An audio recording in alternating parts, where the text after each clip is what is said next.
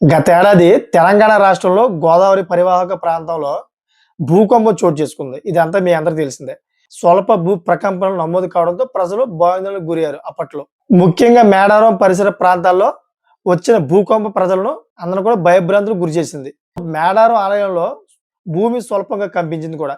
So ఈ ఘటన చోటు చేసుకున్న కొద్ది రోజులకు హైదరాబాద్ నగరంలో శివారు ప్రాంతాలలో భూకంపం ఏర్పడింది. రంగారెడ్డి, మెదక్, ఖమ్మం, నల్గొండ జిల్లాలో స్వల్పంగా భూమి కంపించింది. ఆ ప్రభావం అపార్ట్మెంట్‌లో నివాసం ఉండే వారిపైన కూడా పడింది. చాలా రోజుల వరకు అపార్ట్మెంట్‌లో ఉండేవారు ఇతర ప్రాంతాల్లో నివాసం ఉన్నారు.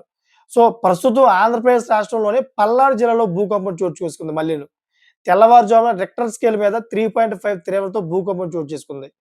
మినికొండ ప్రాంతానికి 20 కిలోమీటర్ల దూరంలో, భూమికి 10 కిలోమీటర్ల లోతులో భూకంపం భూకంప కేంద్రం ఉన్నట్లయితే అధికారులు ప్రకటించారు. సో, అంతేకాకుండా వినుకొండ, దర్శి ప్రాంతాలలో కూడా ఈ భూ ప్రకంపనలు చోటు చేసుకున్నాయని, అదృష్టవశాత్తు ఈ భూకంపం వల్ల ఆస్తి నష్టం, ప్రాణ నష్టం కూడా ఎక్కడ కూడా జరగలేదని, వచ్చే రోజుల్లో ఈ ప్రాంతంలో మరిన్ని భూ ప్రకంపనలు చోటు చేసుకునే అవకాశం ఉందని అధికారులు చెబుతున్నారు.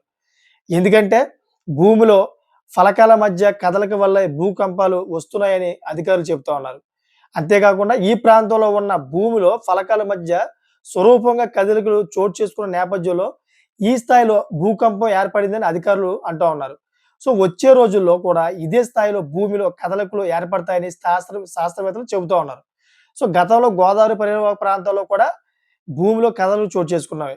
సో ఇప్పుడు మాత్రం మైదాన ప్రాంతాలలో కూడా భూమి అంతర్భాగంలో కదలికలు చోటు చేసుకోవడం ఆందోళన కలిగిస్తోంది.